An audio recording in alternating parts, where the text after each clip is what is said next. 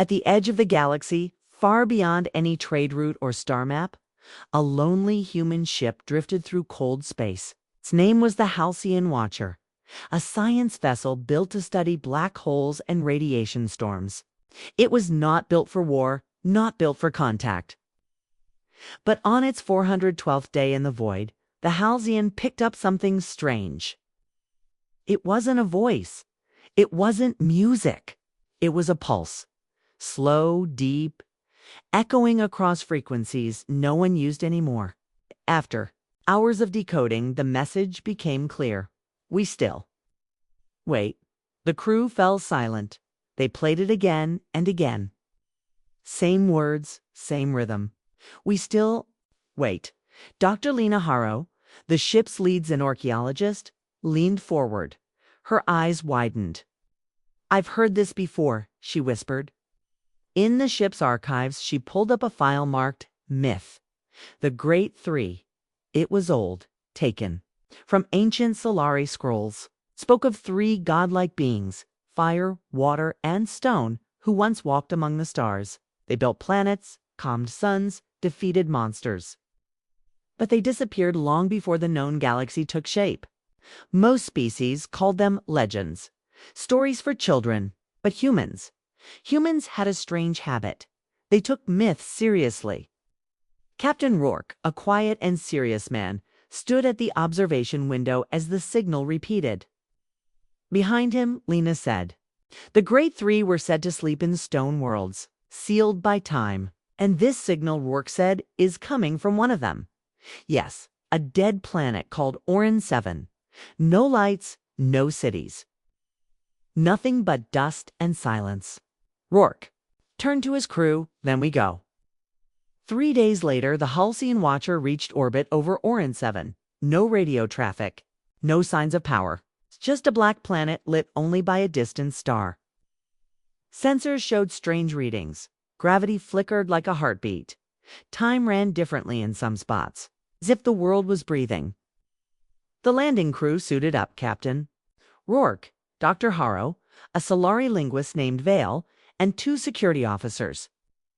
They descended in silence, watching the rocky surface draw closer. No plants, no wind. Just massive stone ridges like frozen waves. When they landed, the ship's time sensors went wild. Gravity's unstable, Vale warned. We're getting spikes. Space here isn't behaving normally. The team moved. Forward, each step felt heavy, but not from gravity. It felt like something was watching. After an hour of walking, they reached a giant stone wall. It stretched hundreds of meters high. Symbols carved deep into it glowed faintly in their helmets' lights. Lena gasped. I've seen this shape in ancient human ruins, she said, and in Solari dream art. These aren't just marks. They're invitations. One symbol began to glow brighter, a triangle made of flame, water, and stone. The signal started again in their helmets. We still wait. Suddenly, the ground shifted. Not a quake, a pull, as if gravity bent sideways. One officer fell, his body twisting midair.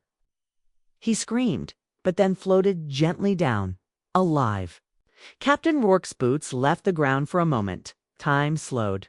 A bird-like creature flew above, but its wings moved like slow motion.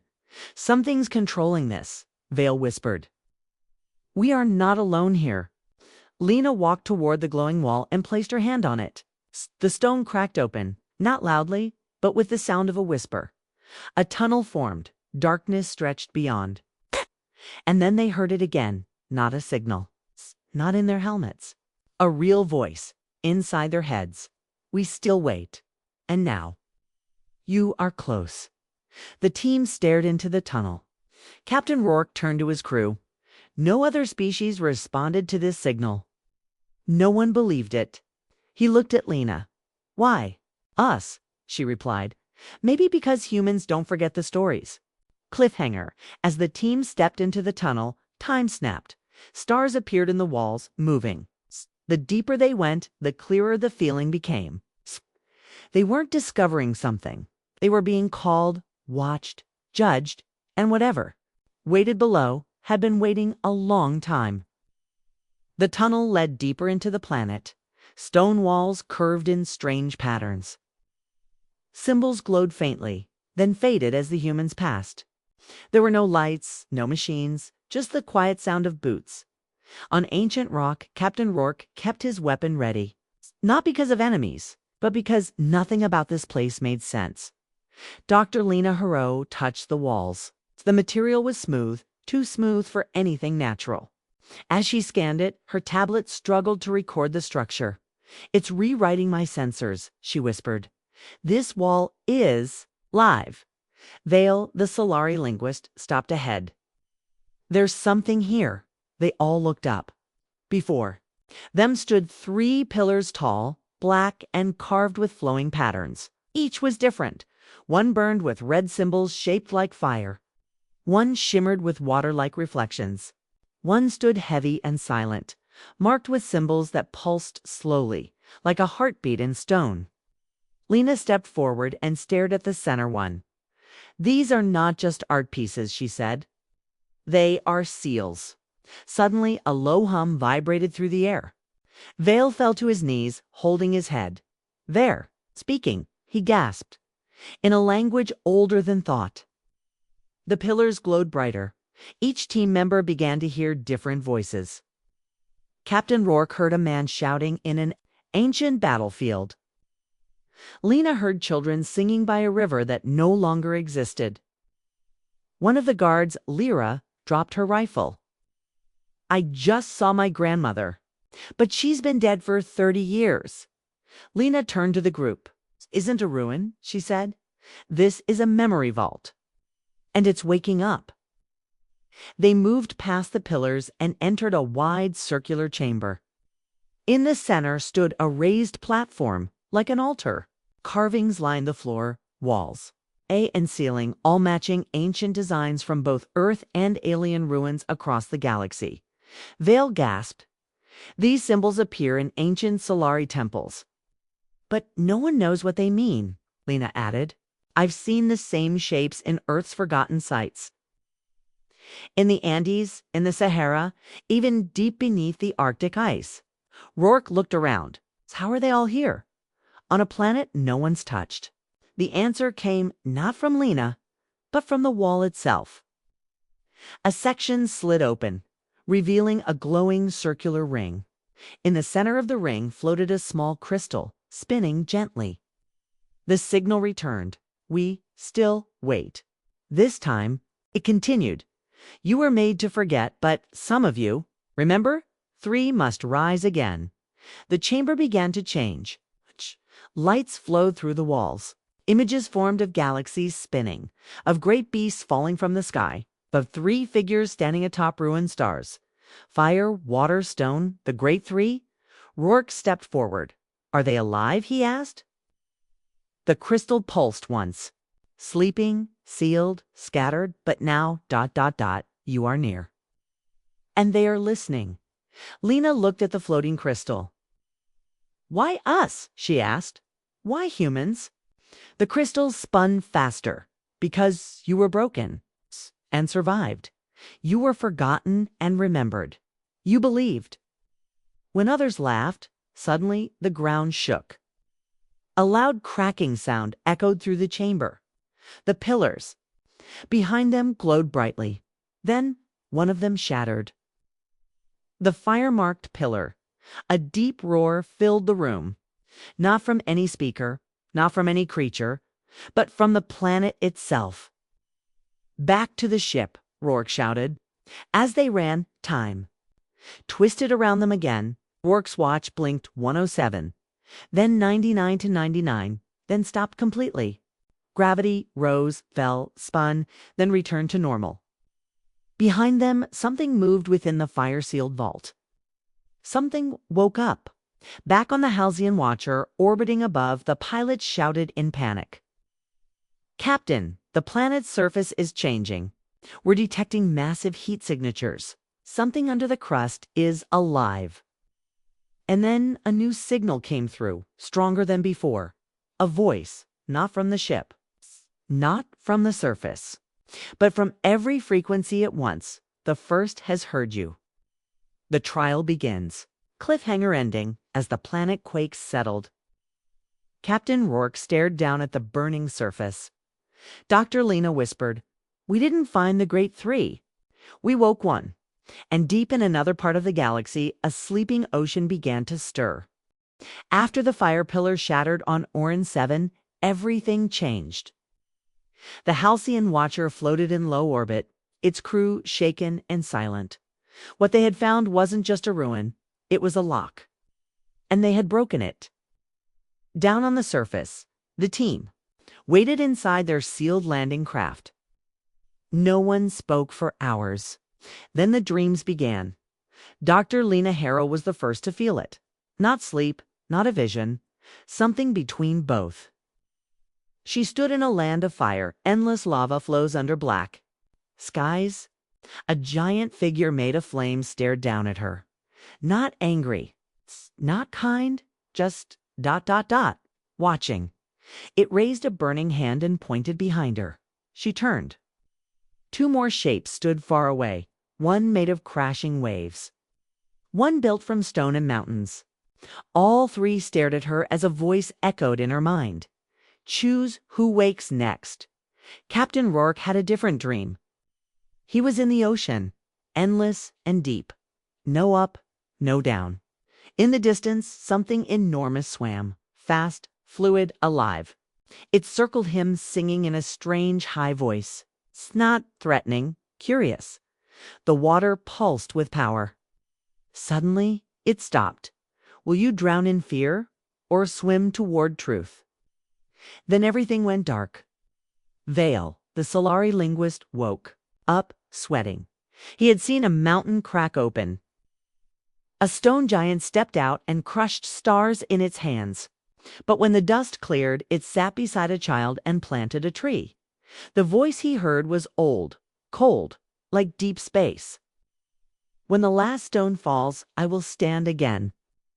By morning, the crew had gathered in silence. None of them spoke about their dreams at first. Then Lena broke the silence. "We all saw them, didn't we?" They nodded. Captain Rourke looked out the window at the glowing surface of Orin 7. "One of them is awake now, the fire being, but the others..." Lena finished his sentence. "They're waiting for us to choose." Back on Earth, news of the signal had leaked.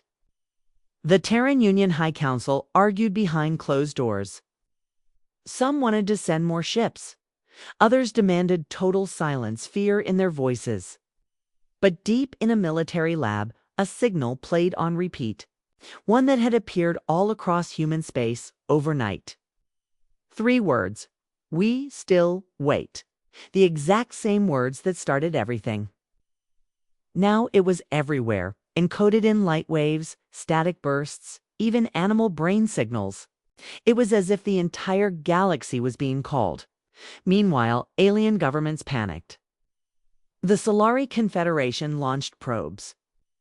The Threx Empire began moving warships toward human colonies, afraid of what Earth might be awakening. But no one truly understood what had changed. Only the humans had seen the dreams. Only they heard the voices. Back on Orin 7, the landing crew moved deeper into the underground chamber. Where the fire pillar once stood was now an open door, flames glowing softly along the walls. As they stepped inside, the air shimmered. Images formed, not video. But memory? Ancient battles, stars exploding, entire fleets erased with a wave of the hand. The Great Three didn't use weapons. They were the weapons. Inside the room, a pedestal rose from the ground. On it, 3 crystals hovered in the air. One red, one blue, one black. The red one pulsed gently. The blue and black remained dim. Vale approached the pedestal. "They're alive," he said. "Trapped inside these, watching us." Ugh. Suddenly, the red crystal flared bright. Ugh. A flame shape appeared in the air, tall, faceless, burning. "You woke me," the voice said, "but you must not wake the others, unless you are ready." Captain Rourke stepped forward. "Ready for what?" the flame responded. "The return, the enemy waits still. If all 3 rise, the war will come again. Lena asked what war? Against who? The ones who erased the stars. The ones who tried to break you. Silence. Then you must choose. Wake the sea or wake the stone. Cliffhanger ending, back on the Halcyon Watcher, orbit sensors began to flash red. A gravitational signature was forming beyond Orin 7's moon. Not a ship, a gate. One that hadn't opened in a million years. And from it, a voice whispered across every radio. If they rise again, we will finish what we started. The surface of Orin 7 burned quietly under the stars. Deep inside its core, the fire being waited. Awake now, watching. Inside the chamber, the landing team stood before the glowing red crystal. It hovered, alive with heat and light. The air shimmered around it. Captain Rourke stared at it. "You're one of the great three," he said. The fire answered without words. A shape appeared in the air, a tall figure made of flame, faceless but powerful. Behind it, images flickered, burning skies, ships falling like meteors, entire, fleets breaking apart in silence. Then a voice came. I was first, the one they feared most. The galaxy betrayed us. Lena Harrow stepped closer. Who betrayed you? All of them. When the stars cried, they turned away. When we stood alone, they closed their eyes. The crystal pulsed. Now you have come. But will you stand, or will you run like the others? On the Halcyon Watcher above the planet, alarms screamed. Gate opening, shouted the pilot. 30,000 kilometers out. The crew stared at the screen. A glowing circle had appeared, spinning and massive. Not a natural phenomenon, not human tech. Something from another time. Something old. From it, shadows moved. A ship. Stepped through, black as night, shaped like a spike with no lights. And then another, and another. Back in the chamber, Rourke's cum buzzed. Captain, the ship said, unknown ships approaching. They're not broadcasting any ID. Rourke's eyes narrowed. Enemies? Fire being answered before. The crew could. They followed my wake. They fear the three will rise again, so they come to stop you. You must choose now. The red crystal dimmed. The other two, blue and black, began to glow. Two more sealed paths opened, one to the water chamber, one to the stone tomb. Lena whispered, we only have time to wake one. Vale stepped forward. The water being speaks of wisdom. The stone one speaks of endurance. Rourke looked at the fire being. What happens if we wake all three? Then the galaxy changes forever. The old war returns, and not everyone survives. Suddenly, the chamber shook. Dust fell from the ceiling. A deep rumble echoed through the stone. Above them, the first enemy ship entered orbit. Strange signal flooded every frequency. A harsh robotic voice crackled through. Terminate line bearers, cleanse the three. The crew stared at each. Other line bearers, Lena said, they mean us. Rourke didn't hesitate. He pointed toward the water chamber. Let's wake the second. The tunnel was colder, smooth walls like glass. Light shimmered across the floor like moving waves. Inside, the team found a round room with a massive sphere floating in the center. Blue, glowing, pulsing. Like the fire crystal, it spoke. But this time, not with a roar, with a song. A soft voice filled the room. We fell when the stars died. We rose when hope returned. And now, humans. You swim through the current of change. The sphere. Cracked open, water flowed upward, not downward. And from it, she stepped out. The second of the three, the ocean guardian. She was tall, cloaked in flowing water, eyes glowing like the deep sea. Her face shimmered and changed, like waves. She looked at Lena first. You carry loss in your heart, she said gently. That is the price of memory. But it is also your strength. The planet trembled again. Outside, the first enemy ship began to descend. The Halcyon Watcher locked weapons, but the ship was too advanced. "It's scanning us," the pilot said. "They're looking for the awakened." In the chamber, the Ocean Guardian lifted her hand. Water rose from the floor, formed a shield above the group. Then she whispered, "You woke the first. You woke me. But the third must wake on his own." Suddenly, stone shattered in the far tunnel. The black crystal cracked. The third seal was breaking, without anyone touching it. Cliffhanger ending. Back in space, 10 enemy ships now hovered above Orin 7. A message came through again. They must not rise. And from the planet's core, a voice boomed, not one, not two, but three. 3 voices, united at last. "Then come and try." The voice of the 3 shook space itself, across hundreds of systems. Ancient sensors turned on for the first time in a million years. Faded relics began to glow. Forgotten ruins whispered old names in dead languages. On Orin 7, the ground split. Open. Fire flowed through cracks. Rivers rose from nowhere. And mountains shifted without warning. The Great Three were not just alive now, they were awakening fully. In orbit above the planet, the 10 enemy ships moved into formation. "Oh?" Watcher tried to send a message, peaceful.com, asking for communication. But the reply was cold and final. "You have violated the Silence Pact. You will be cleansed." Missiles launched. Energy beams powered up. The science ship had no weapons strong enough to fight back. Then, from the planet, a burning light shot into the sky. It hit the nearest enemy ship like a spear. The ship didn't explode. It just stopped, froze midair, turned to ash. Inside the ruins, Captain Rourke stared up through the cracked ceiling. What was that? The fire being stepped forward. That was Mercy. The Ocean Guardian spoke next. "We warned you. If the 3 rise, the old enemy will return, and they have." Meanwhile, news spread across the galaxy. The Zarn Collective held emergency meetings. The Solari Senate fell into chaos. The Threx Empire declared martial law, warning that Earth has awakened monsters. But no one understood the truth. No one except the humans. Back on Orin 7, the third of the Great Three began to emerge.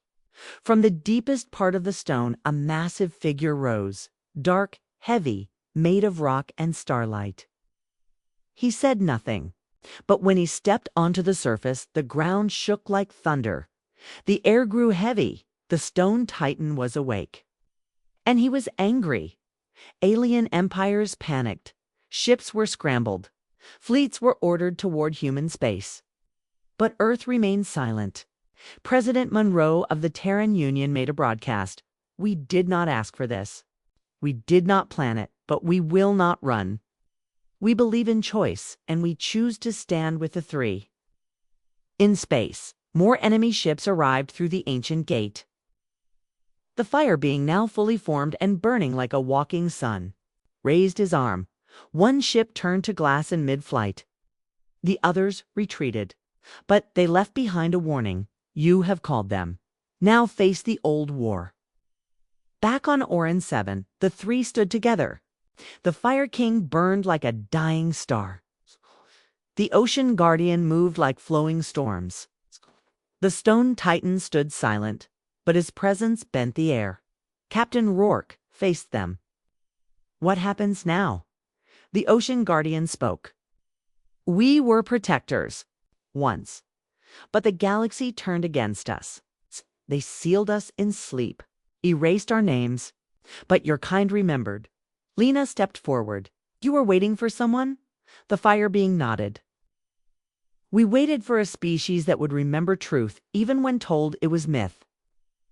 A species not built for war, but willing to fight when it mattered. Vale, the alien linguist, stared in awe. You waited for humans. The Stone Titan finally spoke, voice like breaking mountains. And now we rise for you. Cliffhanger ending. A final signal came through.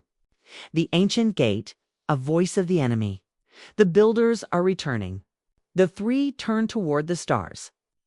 The fire being whispered. Then let them come. The sky above Orin 7 had changed. The stars no longer twinkled calmly. They shimmered, disturbed, uncertain. Something powerful was coming through the ancient gate. The Halcyon Watcher floated in silence, its crew staring at the impossible. Three godlike beings stood on the planet's surface.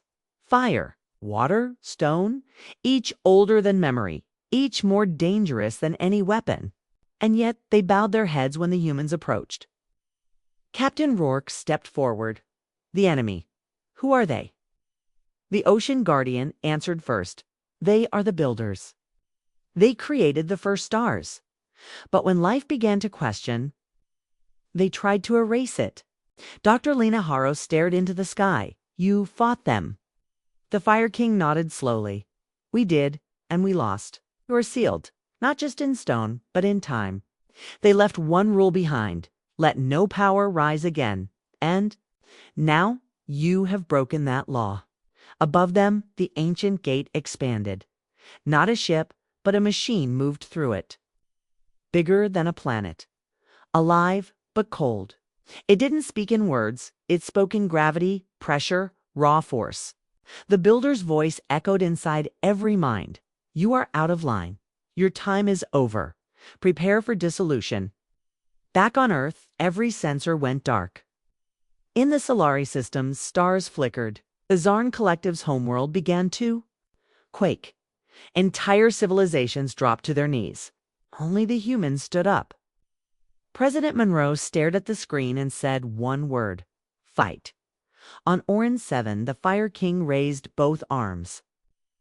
Massive flames shot into orbit, blocking the builders. Weapon?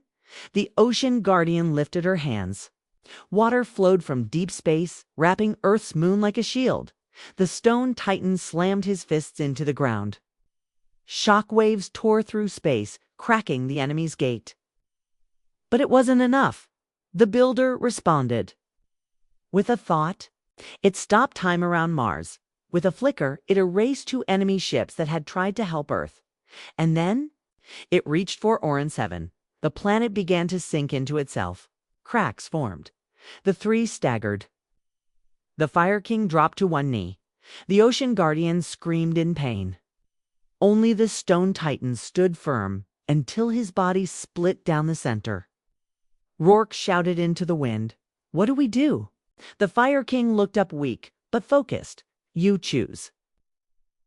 Lena stepped forward. Choose what? We can destroy the builder. But to do that, we must burn everything. All history, all memory, all star paths. You will survive. But the galaxy will forget. Rourke froze. You mean no one will remember the three? No one will remember Earth. The Ocean Guardian nodded. You will begin again, in peace. But the story ends here. The crew went silent. Lena whispered, What's the other choice? The Stone Titan finally spoke, slow and deep. Stand your ground, face them, win or die. But be remembered, the trial of worth. The humans turned to each other. They had no fleets, no super weapons, just memory, courage, and each other. Captain Rourke stepped onto the cracked stone. He looked up at the builder machine and said, We choose the trial. Silence. Then the sky broke open. The builder descended massive, unstoppable. But it stopped midair. Why? 'Cause the rest of humanity stood behind the three. Dozens of ships arrived. Old, small, brave. From Mars. From Europa. From hidden colonies no one knew still existed.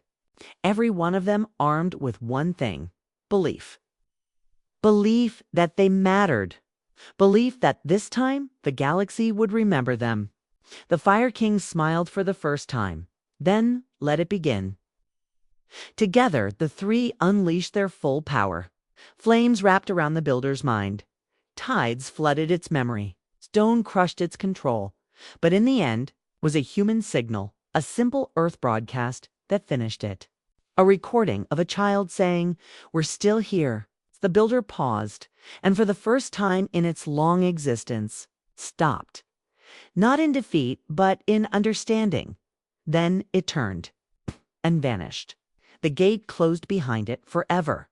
Epilogue, Orin 7 healed. The three stood still, their task complete, but they did not fade. Instead, they became part of the Earth's sky. One as a star of flame, one as a moon of water, one as a ring of stone. Rourke looked up at them and smiled. "We'll tell your story," he said. Lena added, "and this time we won't let them forget." The end.